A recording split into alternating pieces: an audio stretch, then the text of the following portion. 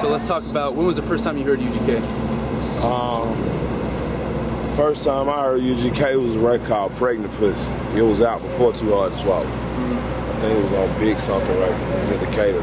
I was in a trap. My partner played for me.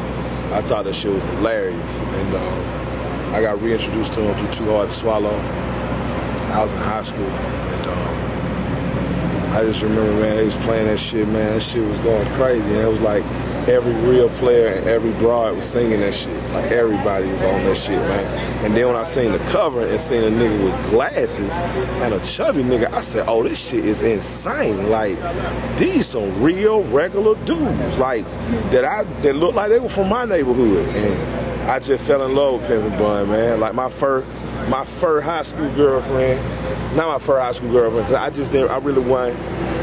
I was big on just tramping around, but my little girlfriend, I made her my girlfriend. Part of the reason I made her my girlfriend was because she had the UGK record, and you know what I mean, she was just in love with UGK. Down to this day, my girl today love UGK, so, you know what I mean, I don't even mess with a broad that don't listen to UGK, straight up.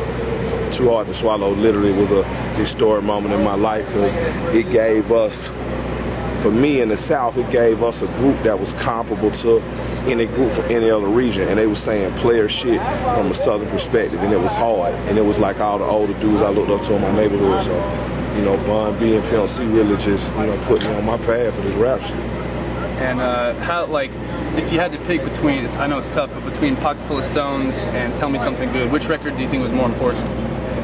At the time, the more important record was Pocket Full of Stones. Everybody selling crack cocaine. Everybody sold crack. My mama sold crack, kids sold crack, goddamn it, mama sold crack. So Pocket Full of Stones was it. And the Pocket Full of Stones remix was even crazy.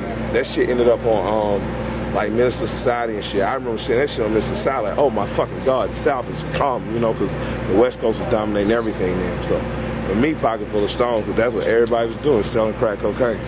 And if you had to sum up UGK's legacy? UGK's legacy?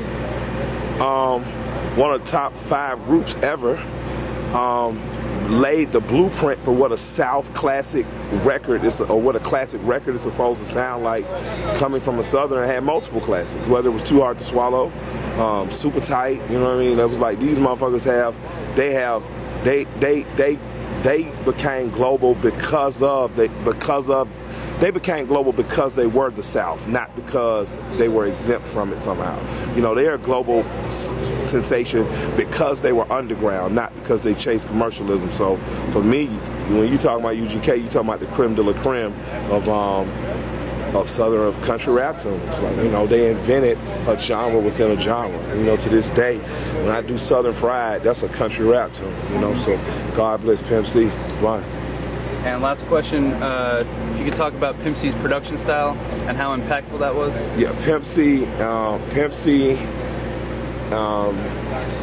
and Organized Noise and DJ Toomp are probably the 3 most important. T-Mix, yeah, T-Mix. I'd say Pimp C, Organized Noise, Manny Fresh, T-Mix.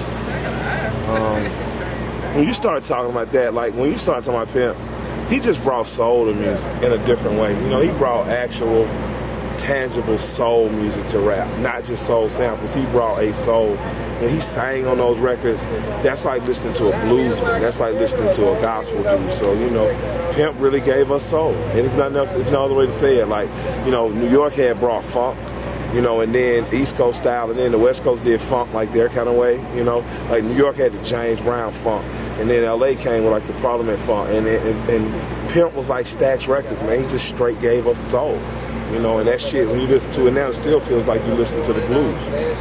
UGK for life, don't let it pass.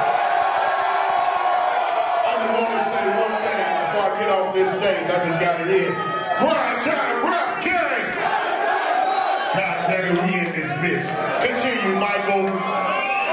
Show some love.